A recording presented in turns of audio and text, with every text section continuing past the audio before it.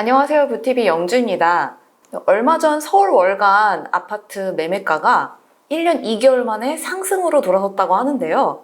여기에 대해서도 다양한 의견이 분분하죠. 오늘은 부동산 알릴릴사 윤지혜 수석연구원님과 함께 왜 하락론을 맹신하면 안 되는지 이유에 대해서 낱낱이 파헤쳐 보도록 하겠습니다. 네, 연구원님. 예. 최근에 또 이제 수도권에서 약간 상승이 좀 일어났다고 하는데 실제로 최근 동향 어떤가요? 예, 뭐 국소적으로 지금 상승 흐름들이 좀 나타나고 있습니다. 일단 서울 전체 평균은 지금 14개월 만에 상승으로 돌아섰고요. 저희 부동산 알릴사 통계로 그렇고요. 다만 이게 이제 상승폭이 굉장히 미미합니다.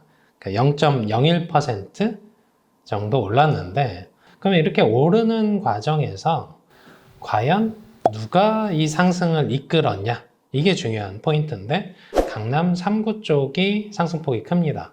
그래서 2개월 연속 올랐고요. 그 다음으로 이제 나머지 이제 비강남권역은 여전히 하락세에 있긴 해요. 최근에 서울 쪽에 이제 반등 흐름들을 보시면 거래량도 강남 4구 위주로 끌고 가고 있고, 그리고 가격도 신축에서 끌고 갑니다. 그렇게 신축들이 오르는 효과들이 하나가 있고요. 이게 이제 분양가로 또 반영되는 게 있고, 더불어서 이제 서울시 쪽에서 정비사업 규제 완화를 하고 있으니까 뭐 여의도, 목동 이런 데들도 신고가가 나오면서 신축과 구축 사이에서 끌고 가는 힘이 좀 강하다. 이렇게 볼 수 있습니다. 네, 그러면 폭락론을 주장하시는 분들은 어떤 데이터를 근거로 이런 말씀을 하시는 걸까요? 소득 대비 집값이 너무 비싸다. 근거 있죠? 거기에 대한 게 하나 있고요. 그리고 이제 역전세 이슈들 많이 얘기하시고요. 더불어서 인구 구조, 혹은 뭐 경기 침체, 금리 이슈도 또 많이 하시고, 거기에 금융위기, 뭐 이런 것들과 관련된 내용들인데, 뭐 그런 부분들 하나하나 보면 한 7가지 정도로 분류를 할 수가 있을 것 같아요. 네, 첫 번째로 그 주택 구매 능력을 뜻하는 그 PIR에 따라서 폭락론을 또 주장하시는 분들이 계신데 어떻게 설명할 수 있을까요? 예, 이제 뭐 PIR 지수가 사실은 기준을 보시면 이제 연간 소득 대비 집값과 관련된 통계인데, 예를 들어서 뭐 10이다. 그러면 소득을 10년 동안 하나도 안 쓰고 모아야 이 집을 마련할 수 있다. 여기에 대한 통계입니다. 저희 부동산 알릴사에 이제 랩스라는 그 랩스 5.0이라고 새롭게 저희가 개편한 그 데이터들이 있습니다. 거기에 보시면 소득 대비 이 집값에 대한 비율들이 나와 있는데, 전국 통계로 보시면 현재 한 8 정도 기록을 하고 있습니다. 이게 투자 가치에 대한 지표는 아닙니다. 그냥 소득 대비 가장 비싼 지역이 어디냐에 대한 통계예요. 그럼 우리가 상위 한 30% 이내에 해당되는 분의 소득 기준으로 자산 가치를 고려해서 봐야 이 구매력에 대한 지표들이 명확해지는 건데, 마치 그 연봉 수준, 그러니까 중위 가격의 연봉 평균을 가지고 집이라는 자산, 특히 서울은 비싸잖아요. 그러면 이게 굉장히 높게 나오거든요. 그래서 요걸 근거로 그 폭락 주장하시는 분들의 특징은 뭐냐면, 서울 집값은 너무 비싸니까 차라리 지방에 가서 사는 게 맞다. 이런 결론을 내시는데, 사실은 투자 가치와 이 PIR 지표는 다른 문제입니다. 다음으로는 그 역전세에 대한 얘기를 좀 해볼 건데요. 폭락론을 주장하시는 분들이 이 역전세든 또 이제 임대차 시장 이슈로 인해서 또 폭락을 할 것이다. 이런 얘기들 많이 하시는데 어떻게 보시나요? 예, 뭐 최근 들어서 전세값도 이제 상반기에는 계속 조정을 받았는데, 이제 저희 이제 부동산 114도 사실은 한 3년 정도 시세 조사를 하고 있거든요. 그래서 관련 데이터를 좀 보여드리면, 7월 기준으로 봤을 때 저희 쪽에서 이제 구별로 봤을 때 가격이 오른 곳들이 있어요. 그러면 서울 쪽에서 광진구, 마포구, 강남구, 용산구 이런 고가 지역들, 거기에 이제 송파구 이런 지역들도 월간 기준으로 지금 전세 가격이 오른 상황이고요. 사실 임대차 2법 통과됐던 게 2020년 7월 말이거든요. 그래서 계약갱신 청구권이랑 전월세 상한제 이 부분들 통과되면서 시장에 그 이중 가격, 다중 가격이 형성이 됐어요. 그게 2021년 그 하반기에 정점을 찍습니다. 지금 2년 정도 됐잖아요. 현재 기준으로 보면. 그러다 보니까 이게 막 혼조돼 있는 거예요. 임대차 3법에 따른 진통 과정이다 해석을 하시면 되고, 그 진통은 사실 하반기까지 열려 있는데 정부가 중간에 그 전세보증금 반환대출 활성화 관련된 걸 7월 초에 내놨어요. 그래서 요게 임대인들이 보증금 반환하는 데 있어서의 여력들이 확대가 되면서 연착륙으로 좀 막고 있는 와중에 주간 단위로도 이제 상승으로 돌아섰기 때문에 사실은 연착륙 가능성이 굉장히 높아졌고, 폭락을 하려면 지금 전제로 삼는 게 역전세 혹은 전세값 폭락 얘기란 말이에요. 이게 선행지표거든요. 근데 그러려면 월세도 같이 빠졌어야죠. 근데 월세는 급등했습니다. 월세가 급등했는데 전세만 빠진다? 구조적으로 불가능합니다. 지금 최근 들어서 어차피 지표상에서도 그러니까 전세값이 이제 오르는 지역들이 점차 늘고 있으니까 사실 하반기로 갈수록 전세값 안정세는 좀 더 공고가 될 가능성이 있는데, 그렇다고 이게 그러면 전세가 뭐 과거 가격을 회복하냐, 그 얘기를 하는 건 아니고, 요걸 근거로 폭락을 주장할 수 없는 그 근거들을 설명을 드리는 겁니다. 그래서 제가 설명드리는 것들도 관심 있게 보시고, 폭락 주장하시는 그 내용들도 관심 있게 보시되, 너무 시각이 한쪽에 국한돼서 얘기하는 것들은 좀 주의하실 필요가 있다 설명을 드리는 거죠. 네.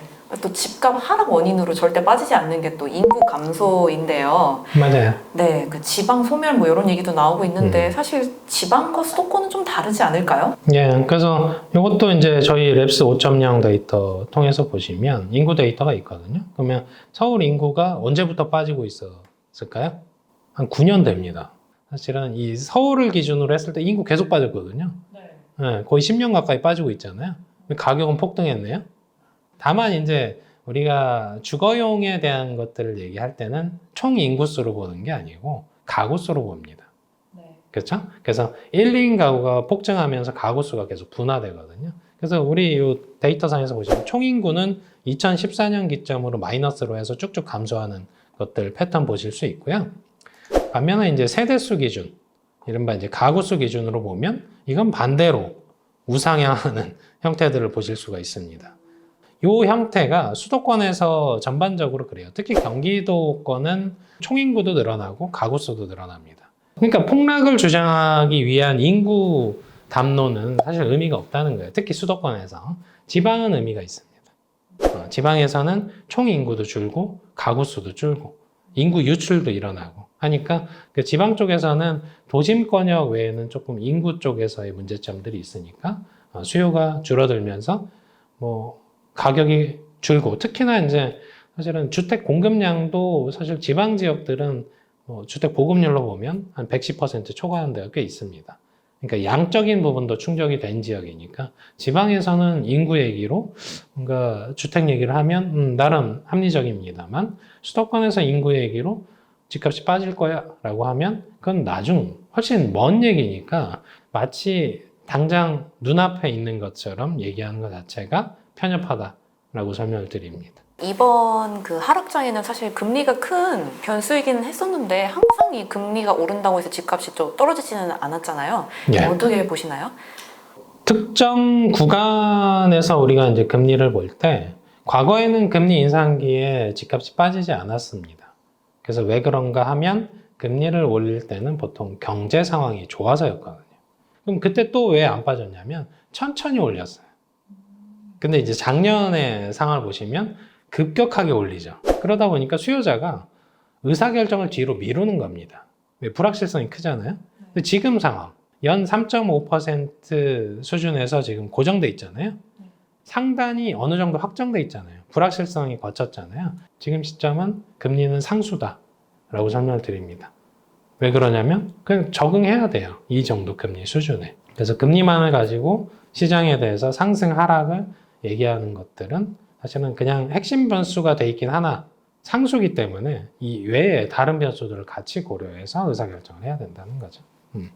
네, 그리고 다음으로 또 한국 경기 침체가 또 우려된다고 얘기하시는 분들 많으신데요. 이 경기 침체가 또 폭락과 관련된다고 주장하시는 분들 있으십니다. 예. 뭐 경기가 좋은 상황은 아니죠. 네. 그래서 하락 주장의 근거로 작동하는 것 자체를 뭐 반론할 생각은 없습니다. 다만 지금 올해 성장률보다는 내년 정도의 성장률을 좀 더 높게 봐요. 지금 마이너스 성장은 아니에요. 네, 그리고 내년에 한 2에서 2% 한 중반 정도 보고 있더라고요. 폭락의 주장의 근거가 되나요? 사실은 폭락을 얘기하는 근거로서는 이 전체 경제 성장률 면에서 지금 마이너스 성장을 하고 있는 건 아니기 때문에 수출도 조금 개선이 되고 있습니다. 그래서 그것만을 근거로 해서 폭락할 거다라고 주장하는 것도 근거가 좀 미약하다라고 볼 수 있습니다. 예.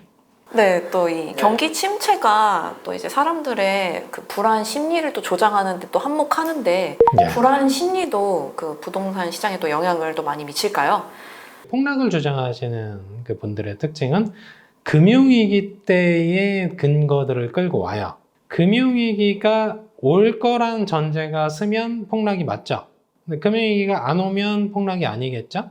굳이 따지자면.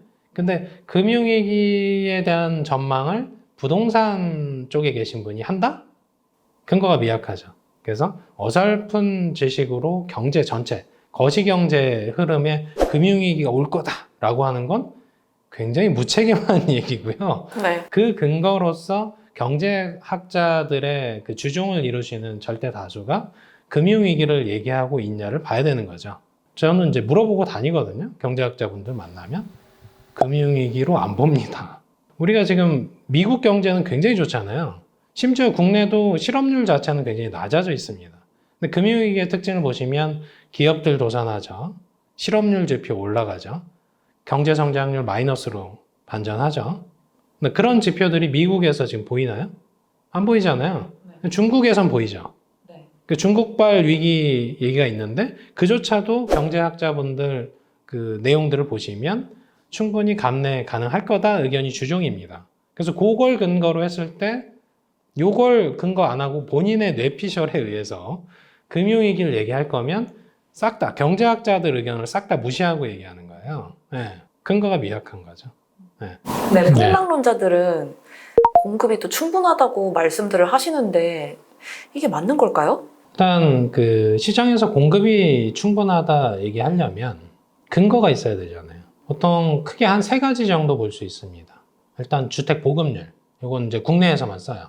주택 보급률 통계로 보면 평균이 한 102% 됩니다. 100을 좀 넘어 있죠. 그래서 양적으로 보면 충족됐구나 이렇게 생각을 할 수 있겠으나 실제로는 그렇지가 않습니다. 왜 그러냐면 지역별로 세분화해서 보면 서울 수도권은 100을 넘지 않아요. 그리고 이제 서울은 한 94% 정도입니다. 서울이 주택 공급이 가장 부족합니다. 양적으로 부족하죠. 근데 첫 번째 근거. 두 번째 근거는 우리가 이제 주택 보급률로 보통 해외랑 비교 안 하고요. 인구 1000명당 주택수로 비교합니다. 거기서 OECD 한 34개국 비교를 해보면 한국이 꼴찌입니다. 세 번째로 볼 건 뭐냐면 주택 소유율.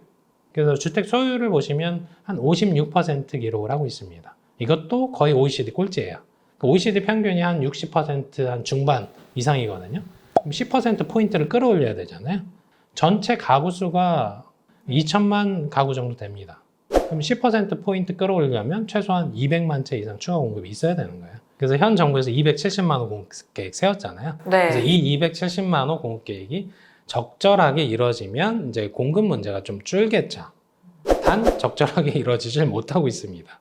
그래서 보시면 우리가 이제 서울 쪽에서의 주택 공급량을 이제 저희 랩스 데이터로 보시면 올해 서울 입주 물량이 한 3만 3천 정도 됩니다. 근데 내년에 8천 채 수준으로 급감하고요. 그래서 2025년도 거의 확정돼 있어요. 그게 한 2만 5천 채 정도로 줄어 있습니다.